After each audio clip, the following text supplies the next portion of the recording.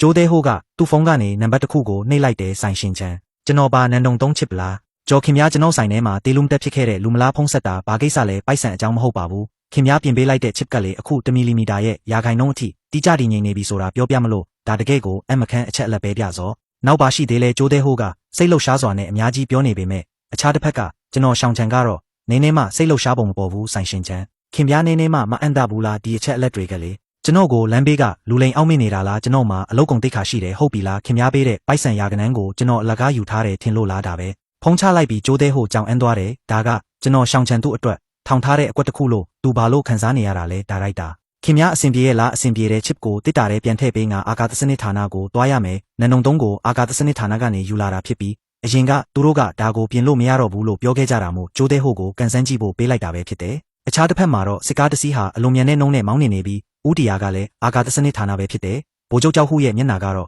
အလွန်မင်းတင်းမာကတ်ထန်နေတဲ့စုံမင်ရွယ်အဲ့ဒီဦးနောက်စကောဒီလိုအရေးကြီးတဲ့အချိန်မှာကူညီဖို့ညှင်းဆန်နေပေါ့ခင်ဗျားမကူညီဘူးမလားရတယ်ဒါဆိုရင်ငါအာကာသစနစ်ဌာနကကြန့်ချီဝင်စီတန်းသွားမယ်ဒီနေရာကကောင်းကင်ဘော်ကပစ္စည်းတွေကိုအထူးကင်တွေတဲ့နေရာပဲအာကာသစနစ်ဌာနအဆောက်အုံထဲမှာတော့လူတွေဟာအလွန်မင်းအလုရှုံနေကြတယ်ကြန့်ချီဝင်ရဲ့ရုံခန်းကရုံခန်းနဲ့မတူပဲစစ်ပွဲကာလကုတ်ကဲမှုဌာနချုပ်နဲ့တူနေတဲ့ဖုံးတန်တွေစက်တိုက်မိနေပြီးတွာလာနေတဲ့လူတွေဟာဈေးတီတန်းလိုပဲစူညံနေတဲ့လူတိုင်းဟာအလွန်မင်းလောဆော်နေကြတယ်ညွှန်ကြားရေးမှုဒီတယုံအင်ဂျင်အစီရင်ခံစာကိုလက်မှတ်ထိုးပေးပါဦးခင်ဗျာညွှန်ကြားရေးမှုနံပါတ်3လူတင်ရေးစခန်းရဲ့လမ်းကြောင်းပြုပြင်ပြောင်းလဲမှုအစီအစဉ်ကိုတစ်ချက်လောက်ကြည့်ပေးပါဦးခင်ဗျာကြန့်ချီဝင်ကကိုလားထိုင်ပေါ်ထိုင်ရင်လက်တစ်ဖက်ကဖုံးကင်ကမျက်စိကလည်းပို့လာတဲ့စာရွက်စာတမ်းတွေကိုကြည့်နေရတယ်သူလည်းခေါင်းသုံးလုံးလက်6ဖက်ရှိတဲ့နှစ်သားနှစ်ချာလိုမျိုးဖြစ်ချင်နေမိတော့တယ်အဲ့ဒီအချိန်မှာတကားဝက်ကနေစိတ်လှုပ်ရှားနေတဲ့အတန်တစ်ခုထွက်လာတယ်ဟိုအကိုကျိုးခင်ဗျားကိုဗလေညင်းကတိုက်ခတ်လို့ရောက်လာတာလဲဗလေညင်းလဲဟုတ်လားနန်တုံသုံးချစ်ပြည့်လေညင်းပေါ်ပြခဲ့ကြည့်လိုက်စမ်းခင်ဗျားတို့ရဲ့နန်တုံသုံးကိုကျွန်တော်ပြင်ပေးလိုက်ပြီးနန်တုံသုံး project ကပျက်စီးသွားပြီမလားခင်ဗျားဘယ်မှာသွားပြင်တာလဲဒီပစ္စည်းရဲ့စွမ်းဆောင်ရည်ကအခုတော့အလွန်အမခန်းပဲဗျာကျွန်တော်တို့သူတေသနာခန်းကခင်ဗျားတို့အတွက်ပနာမစစ်ဆေးမှုတွေလုပ်ပြီးလမ်းညွှန်မှုတိကျမှုနဲ့အင်တာဖီရင်စွမ်းရည်ကခင်ဗျားကိုလုံးဝအံ့တသွားစေရမယ်ကျွန်တော်အခုခင်ဗျားနဲ့ပေါက်ကရတွေစကားပြောဖို့အချိန်မရှိဘူးဗျာကြည်စမ်းကျွန်တော်စီမှာစာရွက်စာတမ်းတွေတောင်းလို့ပုံနေပြီးခင်ဗျားဘာသာခင်ဗျားပဲကြည့်တော့ဒီနေ့ခင်ဗျားနဲ့အချိန်မဖြုံးနိုင်ဘူးငါတကယ်ပြင်ပေးလိုက်တာဗ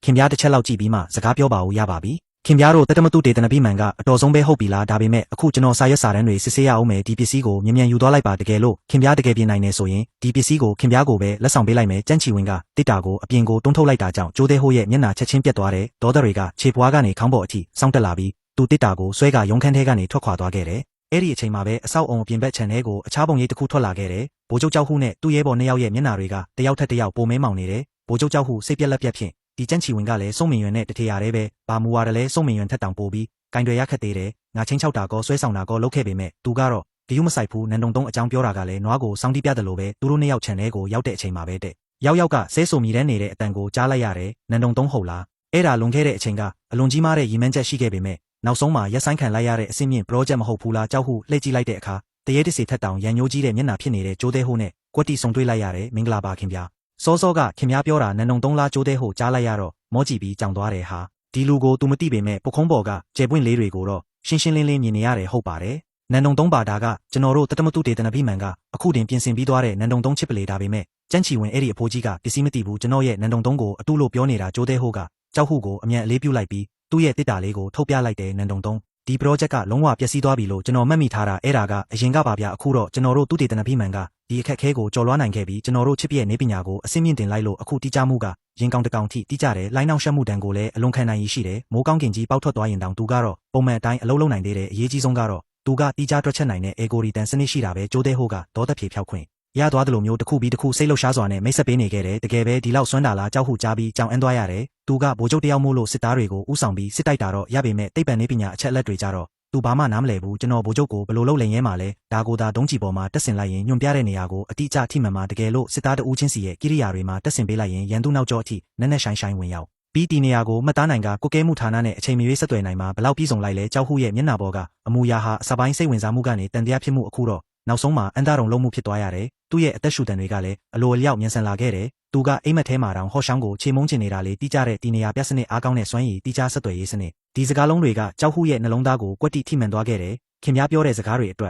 ခင်ဗျားတာဝန်ယူနိုင်လားတန်တာပေါ့ကျွန်တော်ကတတမတုတေတနာပိမှန်ရဲ့ဒါရိုက်တာလေးကျွန်တော်လိုနေရာမျိုးကလူတယောက်ပြောတဲ့စကားကအတိမဖြစ်ပဲနေမလားကောင်းပြီဒါဆိုရင်ကျွန်တော်အထူးရန်ပုံငွေထုတ်ပေးမယ်ခင်ဗျားတို့ဒါကိုအမြောက်အများထုတ်လုပ်နိုင်ဖို့အပြည့်အဝထောက်ပံ့ပေးမယ်တကယ်လို့ဒီရန်ပုံငွေမလောက်ရင်ကျွန်တော်ထပ်မံလျှောက်ထားပေးဦးမယ်ဒါပေမဲ့ကျွန်တော်တို့တက်ဖွဲ့ကပထမဆုံးစမ်းသက်သုံးဆွဲခွင့်ရရမယ်ပြီးတော့ကာလာတို့အတွင်းအခြားလူတွေကိုပေးမသုံးရဘူးကျိုးသေးဟိုက အမြောက်များထုတ်လုပ်ဖို့ကတော့မရသေးဘူးပြပါလို့လဲဆိုတော့ဒီချစ်ရဲ့ရှိုးဝက်ကုန်းနဲ့စင်ကျင်တွက်ချက်မှုတွေကတီးခြားဖြစ်နေပြီးစနစ်အသစ်စင်စစ်ဖြစ်နေလို့ပဲဒါကအနာဂတ်ကဘာရဲ့တခါဒီတိုင်းကိုဖွင့်မဲ့တော့တချောင်းပဲဒါပေမဲ့ဒီတော့ကအခုကျွန်တော်တို့စီမှာတချောင်းတည်းပဲရှိသေးတယ်ပြီးတော့ကျွန်တော်တို့လည်းဒီတော့ရဲ့အတွင်းပိုင်းတိဆောက်ပုံကိုအပြည့်အဝနားမလည်သေးဘူးအရေးကြီးဆုံးကတော့သူကကောင်းကင်ကဂျိုတုနဲ့ချိတ်ဆက်ဖို့လိုအပ်တာပဲစိတ်ချပါညာအထက်ကိုတင်ပြပြီးအတော်ဆုံးသူတေသနပိမှန်ကိုခေါ်ပေးမယ်ခင်ဗျားကိုကူညီဖို့ကျွန်တော်တို့နိုင်ငံကြီးတစ်ခုလုံးမှာဒီလိုအချောထည်ရှိနေတာတောင်ဒီလိုပစ္စည်းသေးသေးလေးကိုမဖော်ထုတ်နိုင်စရာအကြောင်းမရှိဘူးမရဘူးဗိုလ်ချုပ်သူတေသနပိမှန်ကဒီကိစ္စကိုမလုပ်နိုင်ဘူးပါလေငါတို့နိုင်ငံတစ်ခုလုံးကသူတေသနပိမှန်တွေတဲကကြိုက်တဲ့နေရာကိုငါရှာပေးမယ်ဒါတောင်ဒီချစ်အသေးလေးတစ်ခုကိုမလုပ်နိုင်ဘူးဟုတ်လားကြောက်ဟုရဲ့မျက်ခုံးတွေကတွန်ချိုးသွားတယ်သူ့အမြင်မှာတော့အချောထည်ရှိနေပြီဆိုရင်အင်စာဖြေရှိနေတယ်လို့ပဲမို့ကူးချလိုက်ရုံပဲလေဗိုလ်ချုပ်ဒီကိစ္စကိုသူတေသနပိမှန်ကတကယ်မလုပ်နိုင်တာပါဒါဆိုဘယ်သူကိုသွားရှာရမလဲအိမ်သုံးလျက်စစ်ပစ္စည်းပြုပြင်ရေးဆိုင်လေးကိုပါဘာကိုကြောက်ဟုရဲ့အတန်းကချက်ချင်းပဲအစပေါင်းများစွာကျဲလောင်သွားတယ်သူကသူ့ရဲ့နားကြားများမားနေသလားလို့တောင်ထင်မိသွားတယ်သူတေသနပိမှန်ကမလုပ်နိုင်တဲ့အလုပ်ကိုလျက်စစ်ပစ္စည်းပြင်ဆိုင်ကိုလောက်ခိုင်းရမယ်ဟုတ်လားဒါကနိုင်ငံတစ်ခုရဲ့အနာဂတ်ဗျူဟာမြောက်ထိပ်တန်း project ကြီးလေဗိုလ်ချုပ်ဒါကကြားရတာမယုံနိုင်စရာကောင်းတယ်ဆိုတာကျွန်တော်သိပါတယ်ဒါပေမဲ့ဒီကိစ္စကိုအခုချက်ချင်းရှင်းပြလို့မရဘူးကျွန်တော်တို့တစ်ခေါက်သွားကြည့်လိုက်ရင်ဗိုလ်ချုပ်သိသွားပါလိမ့်မယ်